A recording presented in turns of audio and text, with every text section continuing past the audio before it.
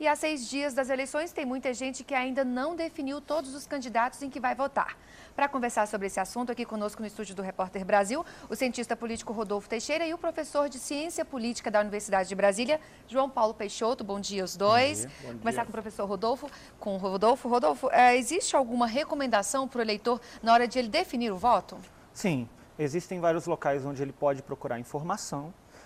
Não aqueles locais comuns como TV, jornal, pela internet, o site do TSE, Transparência Brasil, o próprio site do Ficha Limpa, ele consegue muita informação a respeito dos candidatos. Agora, professor João Paulo, o que levar em conta na hora de definir o candidato?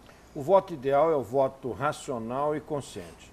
O eleitor deve perder um pouco de tempo antes das eleições para se informar, para discutir com amigos, com a própria família, nos seus clubes, no seu trabalho, para levar a uma escolha que seja consciente. É melhor perder esse tempo agora do que se arrepender depois, de um voto mal dado. Agora o eleitor também, Rodolfo, ele deve observar a bandeira do candidato, com qual que mais se aproxima da realidade dele. Isso é um voto racional, por exemplo? Sim, ele deve averiguar sobre o histórico do candidato, quais foram as propostas que ele colocou para o público e como foi o andamento dessas propostas durante o governo, em caso de ter ocorrido governo, como é de vários candidatos. Se não, ele tem que analisar qual é a bandeira que o partido defende. Qual é o voto ideal? O voto racional, levado pela razão, ou o voto emocional, em que o eleitor coloca todo o seu lado emotivo, emocional, na escolha do candidato? Certamente o voto racional, aquele que foi ponderado, que foi analisado com base em comparação.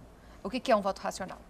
O voto racional é aquele em que você tem um planejamento, ou seja, quais são os seus objetivos, o que você quer para o Brasil, tanto do ponto de vista da sociedade como pessoalmente, para os próximos 4 anos. Qual é o candidato que tem capacidade para atingir esses objetivos?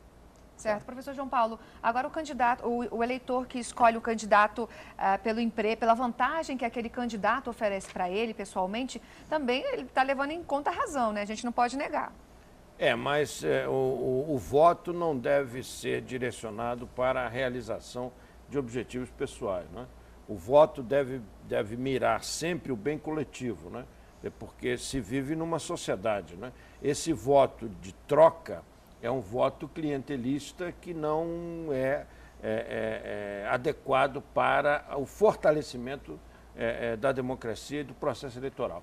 A escolha deve se dar com base no conhecimento do candidato, da idoneidade do candidato, no seu programa de trabalho, no programa do partido e vamos dizer assim, na medida em que as propostas são propostas baseadas na realidade. Porque é muito comum, e nós estamos assistindo nessa campanha, vários candidatos prometerem coisas que não estão ao alcance da sua função. Por exemplo, não cabe a um deputado ou senador prometer obras, prometer ações executivas, né?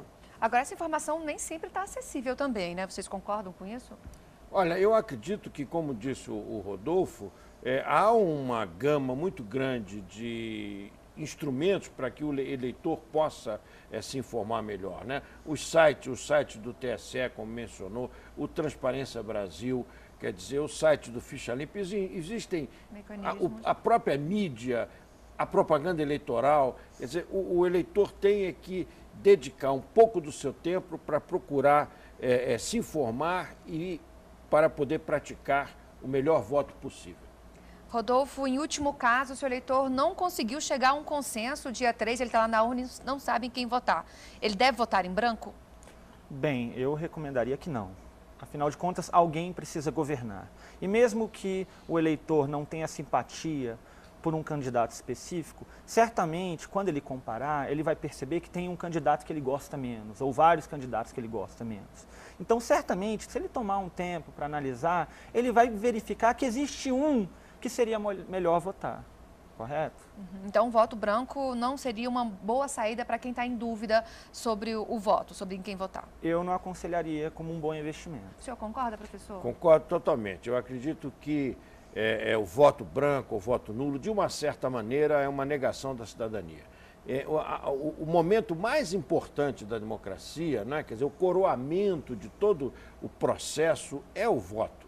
Então, a pessoa tem que ter algum parâmetro para escolher, mesmo que não haja o candidato ideal, porque é difícil escolher o onde candidato fica, ideal. professor, o protesto para aquele que não concorda com todo o sistema, com os candidatos que estão aí? Onde é que ele deve protestar? Na urna, não? Olha, ele pode exercer o seu protesto de várias maneiras, não é? Agora, não renunciando de um direito elementar da cidadania, que é o direito de votar, o direito de eleger e ser eleito. Ok, professor João Paulo, Rodolfo, muito obrigada pela participação dos dois aqui no Repórter Brasil.